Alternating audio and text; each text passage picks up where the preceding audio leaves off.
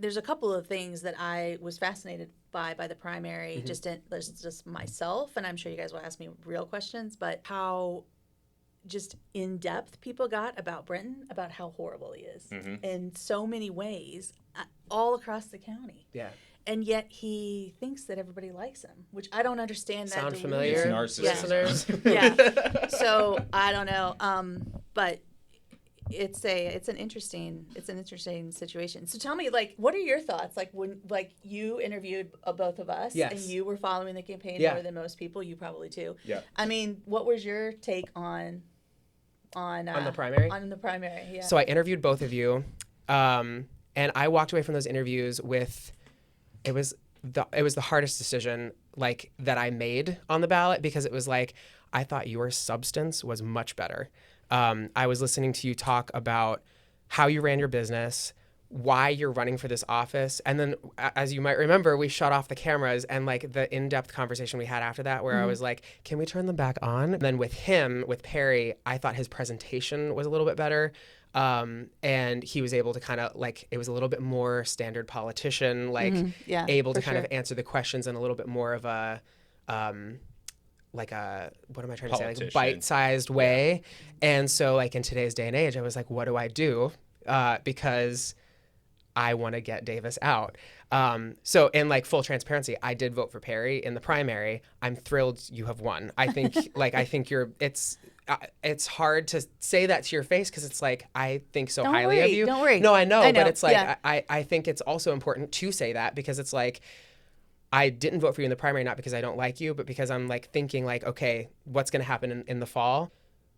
You're like a normal, this is what I said to Grant the next day. I was like, she's a very normal person. She speaks like a normal person. I think looking at the vote totals, I was like, I think that's what's resonating with people. Like you just kind of, there's nothing fake about you. There's like nothing, you're not over rehearsed. You're not like, I don't see you posturing or trying to be something you're not. You're just kind of presenting, here's my experience, here's why I'm running, here's why I feel the way that I feel, and take it or leave it. And I'm hoping that Erie takes it, because that's how I feel about the primary. I don't know, like, how did you feel? Like, what were you hearing from people? What was your what was your outlook on it? I'll tell you all the details. So I met with Rock Copeland some point in March, and I said, and I would ask everybody, like, what do you think my chances are? I would ask him about Daria's race, and I would ask him about my race.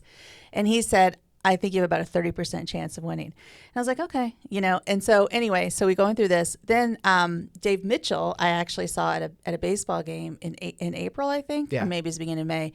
And I'm talking to him, and everything. And I was like, what do you think my chances are? And he said, I'll give you a 10%.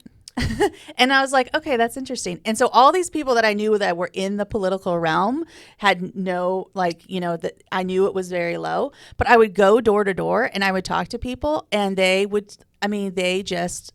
just connected with people, and they would tell me that I was at a house, with this woman, a super voter list, right? And so and this was in the city. Actually, maybe it was Mill Creek. It doesn't matter. But anyway, I was talking to her. She's on the super voter list, and we had a great conversation. And she said, "You need to talk to my neighbor across the street." And so I was like, "Okay." So I walk across the street and I talk to her neighbor, not on the list, right? And so she said to me, "I saw the debate," which lots of people didn't. I saw the debate, and I thought that you were a real person. You gave real answers. Now, I'd never met this woman before, but that was the kind of stuff that I was getting over and over from people that I would talk to. And so I could never understand why everybody thought I was so low, because in the interactions that I had with people day in and day out, that was not what I was getting. And I've learned that if one person thinks it, 500 people think it, right? And so, and the other thing was, like, I had people every day that came into, regardless of which store I was working at, that would ask me how the campaign was going. Yeah. And so I had people, I would take a delivery for Donato's, and they would tell me, you can put a yard sign in the yard, come back and bring a yard sign. Okay. And so, like, the people that I interacted with Donato's all the time were following it and knew. And so the same kind of political and business group that you see at the same events over and over again, I think had a skewed view from the rest of the voters in Erie County. The other thing that I'm not sure how much Brenton's ad helped me or didn't help me, because I had those experiences all throughout, but here's what I will tell you was different. Is that week when it landed, that ad landed, I had gone out every single day knocking on doors. And the first part of the week, I'm going door to door. I'm talking to people, and a lot of people didn't know who I was. You know, and so I had one woman that was like, who are you? And then she asked me, who else is running? Hadn't heard of either of us. Didn't know either Perry or I. And I actually texted Perry and was like, I cannot believe that people don't know who we are still. Then that ad dropped, and then I would go door to door, and people are like, I saw your ad. I saw your ad. And I thought, oh my gosh, he like took my anonymity away. Mm-hmm. I went to speak at the Harbor Creek Senior Apartments, I think the Monday after it started playing. And a guy told me there, I've seen that ad 20 times. Oh my God. Yeah. And these were all elderly. You know, that's the other thing. It's interesting because they were smart about their placement because it was all in the news and it was all hitting voters that were gonna vote, you know? But it was also incredibly, in my opinion, foolish and reckless because it was hitting my voters, you know what I mean?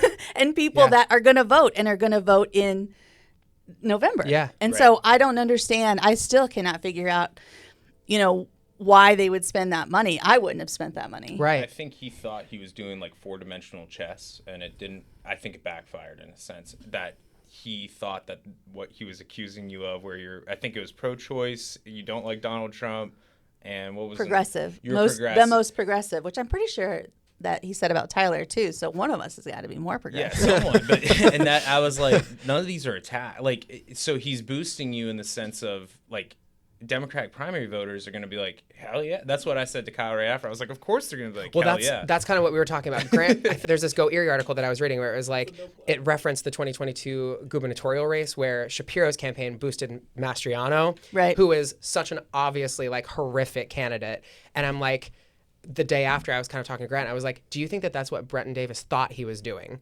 Because if so, like, seems like a pretty, like you said, reckless move. It's like, a very reckless move. Because you're not elevating, and putting that in quotes, you're not elevating like a Nazi. You're elevating like a smart, qualified, competent, normal human being who, like, to the points that you made in our last interview, like, you're talking about all these things you've done with Donatos and your community outreach. People know you. Right. You've built your own community, and then it's just like it's just kind of creeping out into the rest of Erie County. And suddenly people know who you are. And in this year where, like, last time Davis was elected on the heels of the Biden campaign, and now it's Trump. So, like, these elections a year later tend to swing opposite the party in the White House. And it's like, I don't really know what the thought was there. Like, a vote for Christina Vogel is a vote against Donald Trump. A lot of people are going to be feeling like that's a good thing. That's a really good thing. Right. Which, like, the county executive isn't necessarily, like, up in Donald Trump's face, but it's like you are allocating funds and you're working with funds that are coming in from the federal and state level and making sure that people have what they need. What's the problem? Well, and I think, and sorry to cut you off. No, you're good. I think that in his mind, he's trying to connect himself with Trump, which whatever. But again, I think that he just loses the focus because it should be on Erie County. And he is trying to distract and do all these things that he's just notorious for. But yeah, I don't know. I mean, the other thing I will say too, what I thought you made a good point with Donatos, is that I would go door to door and I would, you know, talk about, I have the small business owner. What business do you? They didn't know who I was. What business do you own? Donatos. Oh, I love Donatos. Yeah.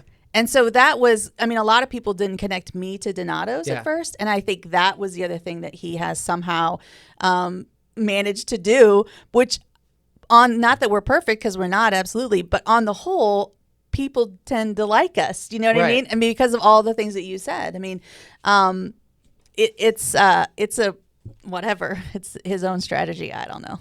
It's bizarre and, like, I think meant to be demeaning, but it's like, at the end of the day, I think it's because your race was not particularly close. Like, you came out of that.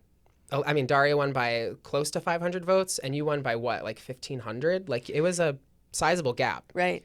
Yeah. So people decided. Right. And I had Kathy Dahlkemper in here, and we talked about her and her resume and her history or whatever. She was wearing the Vogel for, like, vote Vogel for, and she covered it with the scarf because I think she saw that we weren't, like, talking about the county executive race. But, like, I think you have a champion in her. I think that you have a lot of people who see what happened last year with Harris and are like, I want to see a woman win. And then beyond that, going back to the normal person conversation, it's like, and the normal person and the people telling you that you had a 10 and 30% chance, it's like people don't like to be told there's this inevitable winner.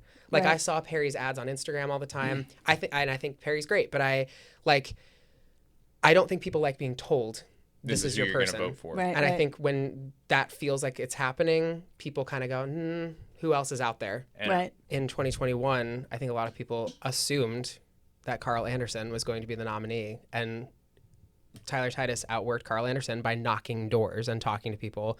And like, I want to connect that by asking you a question, because we've been talking for 700 years.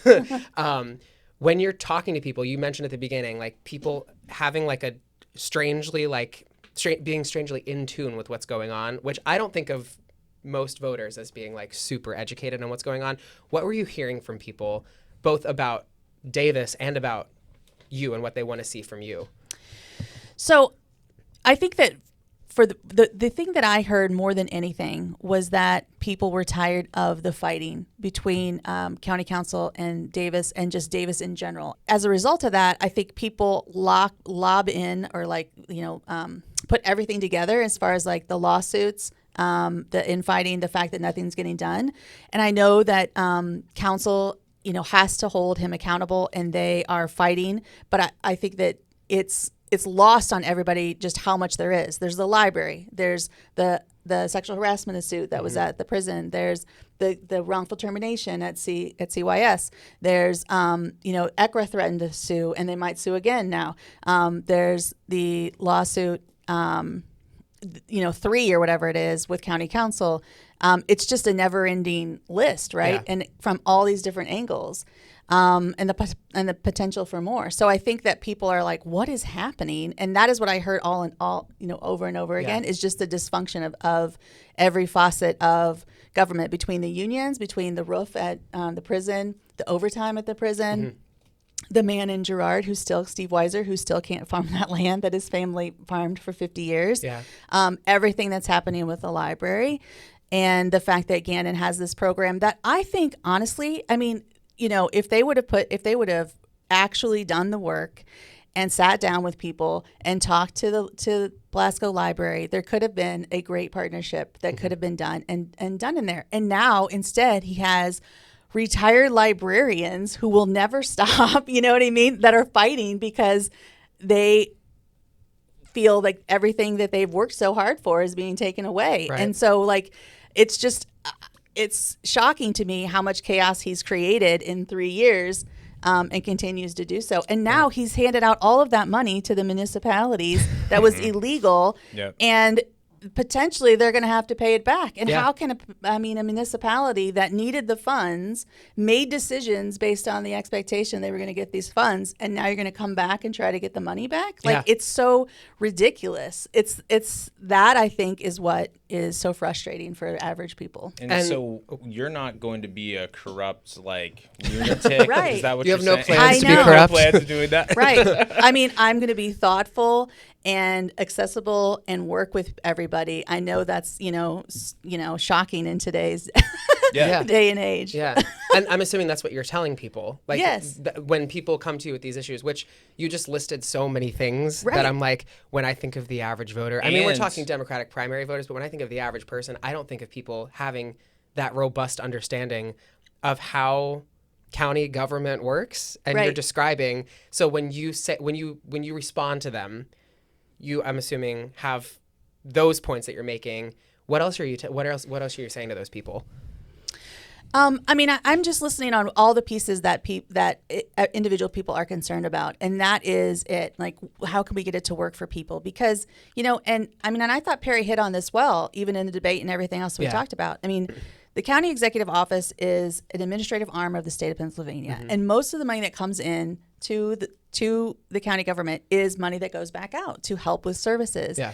And so being able to actually provide services for the people that need it over and over again, day after day, for, just like, the public safety director, that's what people are looking for. That's what they need. And especially now when there's so much chaos on a national level, having a robust local government that can do those things is very important.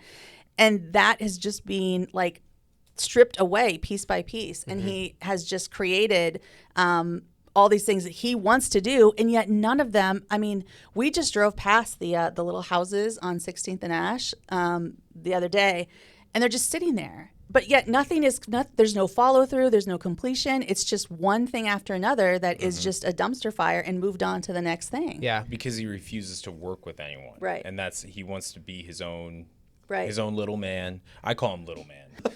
But you are going to be coming in, and even if you had a majority of the opposite party of you, but I think you're going to have a Democratic majority when you win, you're going to be able to work with them and have the ability to actually get these things done and follow through on them, because again, you're coming from an angle where you're a business owner, where if you're not good at your business, those people aren't going to have their jobs anymore. You're not going to have a job. You're going to come in with your business mindset, right? And that's where I think having someone like him as your foil, I guess, your opposition in this general election is going to be really strong, because you are going to actually be able to lay out your agenda and your vision, and I really like that. So I'm glad that you laid out all the chaos that's happening. Yeah. Because I wish people would. There's a lot of things about him that need to be taken down, but I want to make sure it's about you.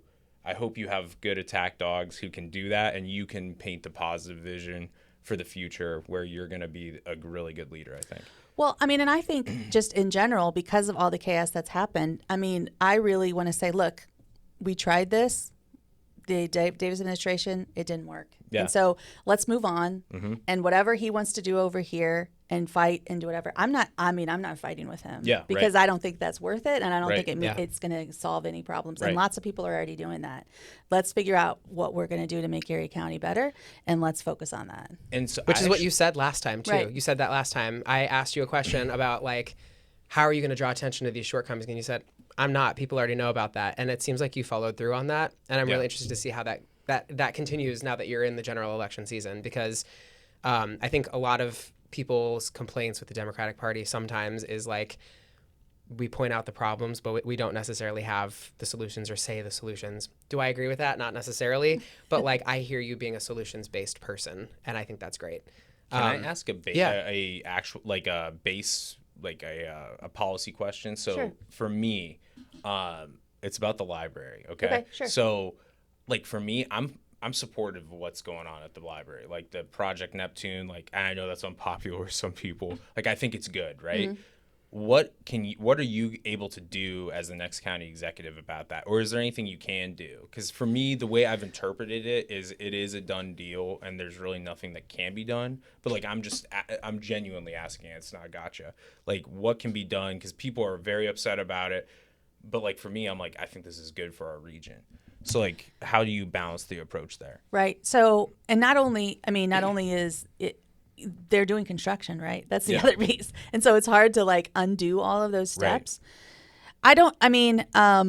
I'm not sure. And I've not spoken with an attorney to see what's actually possible to, renegotiate or to undo. I think you're right. I mean, everything that I've read about the Neptune project seems like a great project, which is why it's unfortunate that it had to become the controversy that it is. Right. And that's, the lens that it's seen in, instead of what it could be and how much good it could do for the region.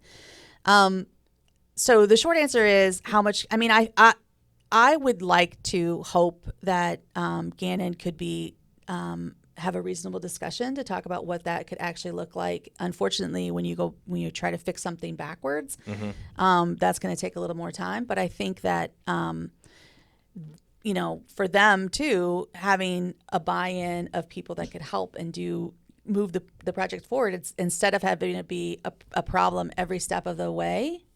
I would think would be something they would be interested in. Now, I haven't talked to anybody at Gannon to say that, but I totally get it. Yeah. And I think that I read the lease. It's $7 a square foot, which is shocking on Bayfront property, and it's 25 years with an additional 20-year extension. And it just says in there in language that basically we'll figure it out at the time, which I've never seen in a lease before. Super right? clear, yeah. Super clear. Yeah. Great government. Right. Okay. Yeah, I get that. Wow. Okay. And that's the thing where it's like you're coming in and there's going to be a lot of chaos that you're going to be cleaning up, in my opinion. Like he's leaving the county employee, and I'm speaking like from people I know. The county employees are demoralized. the legislature, which is the county council, is demoralized. From your business background, what do you bring where it's uplifting employees up? Can you speak to that as well? Well, I think several things. One is that, I mean, my average tenure for Donato's is 4 years. That's awesome. And that's because I don't micromanage them. I don't get in their way, and I trust them to do the job that they were hired to do. And I think that's part of the problem, is that even in the press release yesterday, or in the article yesterday about the director of public safety being let go, the quote from the executive assistant for him was like, basically, he's in charge of everything. Well, if you're in charge of everything, why does anyone work for you at all? I mean, if you think that you can do everything, then how do you have a team? How do you get anything done? And that's, I think, being able to remove those roadblocks and actually value people in their opinion. But I also think on the other side of that, with council specifically, it is a co-equal branch of government. Right. And being able to respect what their decisions are instead of fighting that. I'm not trying to go in there and tell them what they should or shouldn't do. They make a decision on the budget, and that's what it is. And you can veto line items, but you can't backdoor things in, which is what's been happening. Yeah. And so that raised taxes, right. by the way. Exactly. So, I mean, I think it's being respectful of the voices that are elected, all of them, for all of the constituents of Erie County. This is a county of almost 270,000 people, not one. I mean, he is one person, Yeah. One of the questions that I wanted to ask you, and this is taking what you just said, less from a policy perspective and more from just an interpersonal approach. I was laughing at your Facebook comments the day after the primary. Somebody commented something like, I'm not voting for any more stinky Democrats. It was something about stinky. And you commented back like, oh, I just showered this morning. Yeah. I was giggling for like 5 minutes. I thought that was funny. Compare that to the city of Erie, or the county where you can't comment on it. Facebook page where you can't comment and you can't weigh in. So you're talking about him wanting to kind of rule everything with an iron fist. That's with council. And also, he doesn't really care to hear the opinions of the people that he represents. And what is he going to post on the county of Erie County, Pennsylvania's Facebook page that people are going to comment on? It's like posting about, new park, or not new park, but new opportunity for whatever. We're hiring a technician at this job. No comments. It's weird. As county executive, can we ask? Will you promise to open the comment section back up on Facebook? That, but also the question I was going to ask is when I was talking to Kathy Dahlkemper, she talked about how town halls are really effective and how she, as a congresswoman and as county executive, found it really, really important to actually communicate and sit down with constituents, even if they're angry. Is that an approach that you plan to utilize? Yeah, actually. So we actually talked about doing essentially like town halls as we go, through the rest of the county and go to all of these, small treasures that we have throughout the county, especially in the South County, that aren't really getting the, always they're kind of left behind in a way. Mm-hmm. I actually grew up in a town, 5,000 people, but my grandparents' town was 850 people. And my fourth grade class, I had 4 people in my third grade class and 7 in my fourth grade class. So, I mean, small towns are where I'm from. This is Illinois, right? This is in Illinois, yeah. And the thing about small towns, too, is that, I mean, because there's so few people, you have to do everything. I always marveled at my high school. We had, I would go, I would have practice for cross country, and then I would do practice for, I was in the flag corps my senior year, and then I go to class, and then I would have, I had play practice at night, because the same people, you only have so many people, and so everybody has to be involved, and so you get to know everybody, and that's what has to happen in small towns everywhere, because they just don't have the people. Okay. Whereas I would meet people from other places, and you were only in drama. Because that's that was what you focused on, and that was what you did. Yeah. And that, I think, is when you silos people out too. And so the school actually too you couldn't have a volleyball game on the same night as the play because half your team's gone. Right. Yeah. And so I think that just naturally people work together, and that's what I've always loved about small towns is that you just get to know people so well. Yeah. Sometimes too well, but most of the time well. And that increases communication. Wait, you were a theater kid? Did you do shows? You did I shows? did. I was never a lead. I was one next level lead once, but Okay. yeah, I did do And you theater. did cross country. You're hitting both of our Yeah. territories Our here. territories. What was your favorite show that you were ever in? This is a Oklahoma. hard- I was in Oklahoma, Okay. and I was in. I got to kiss the boy. I wasn't the lead. I wasn't the like main girl. You know what I mean? I can't even think of her Not name. Lori, but Not Lori. were but, you I'm just a girl who can't was that her? What's her name? She was the brother's girlfriend. I can't think of her name. I saw haven't seen Oklahoma years Oklahoma. ago, and Yeah, I'm blanking. But Yeah. Kyle's this like a is big hard fan. hitting journalism. Kyle, by the way. Kyle worked on Broadway for many years. Oh, really? So, It was yeah. terrible, but But he worked. Yeah, I didn't say that. He's awesome. No, I love that you said that. I want to ask you about party unity. As I mentioned early on, we had two people running in this race in the primary, both of whom I thought very highly of, and then you win. And from what I heard, your opponent called you pretty quickly to concede the race and say, "I will endorse you." And within 2 days, he had an endorsement on social media. How important do you think that is going into a race where not only, we have our vision and we have what we want to accomplish, but we also need to be unified in order to oust somebody who has been harmful to our community? How important do you think that unity is? I think it's very important, and I think he was very gracious in the way that he did it. I really respected Perry for everything that he did with that, and I think it shows a lot of just his belief in what the party should be, which I think is great. And, I don't fault, you said you voted for Perry. That's fine. Like, I don't fault anybody that voted for Perry because, for one, he announced way before I did, but also people knew he was running way before.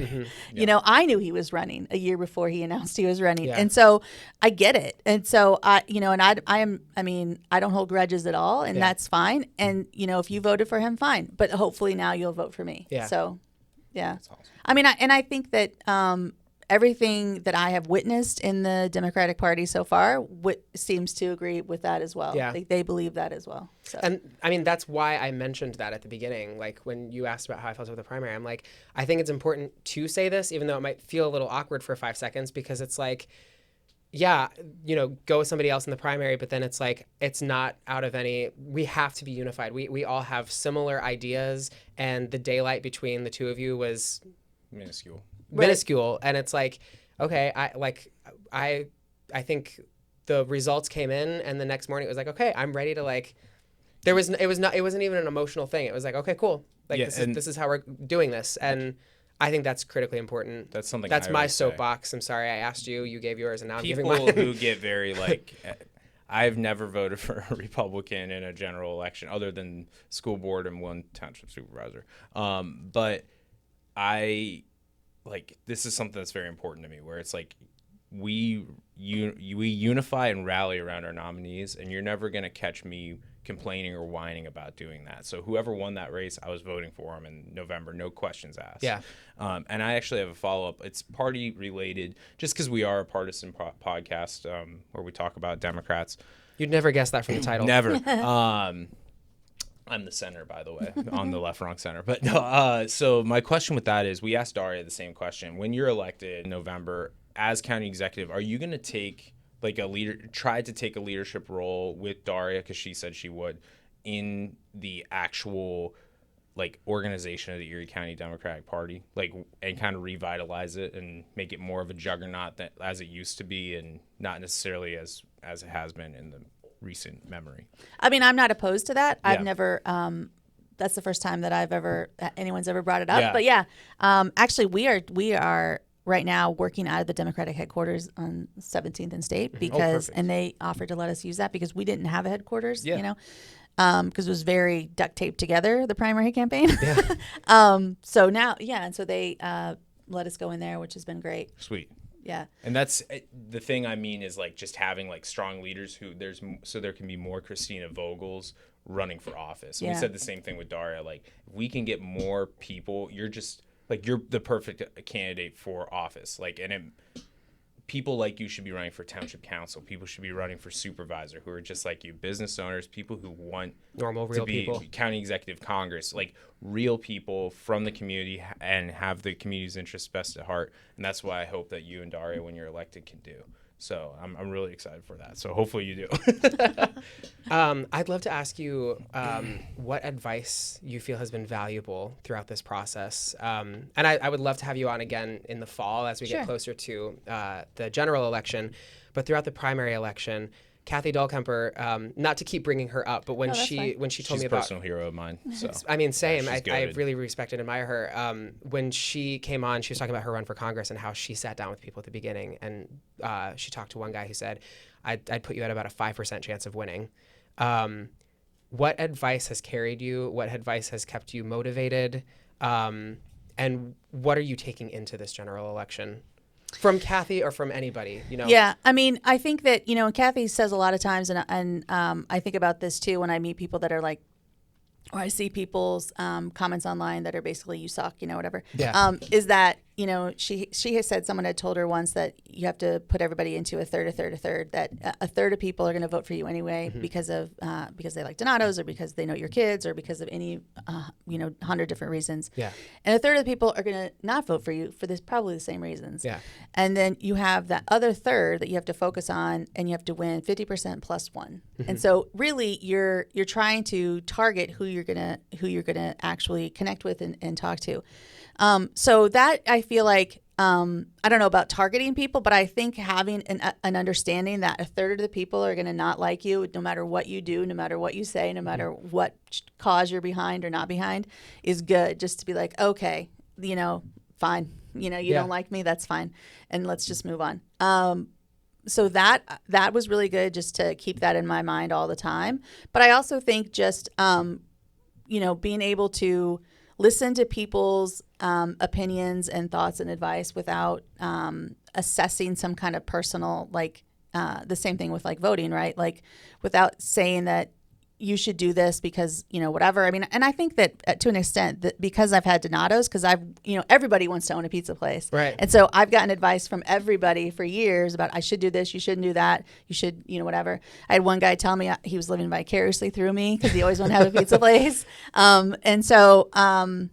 I think it's just understanding that people want to be included and they want to be involved and they want to feel like they are seen and they have a voice at the table. And that's really what I'm trying to do with everything, is give people as much understanding into what's happening and feel like this is their county and they have a place to have, a conversation and to give their own input. Yeah. This was also a primary in which women kind of crushed it. I mean, at every level. We have you, we have Daria for mayor, we have Brooke Sanfilippo, we have women up and down the ballot that did really, really well.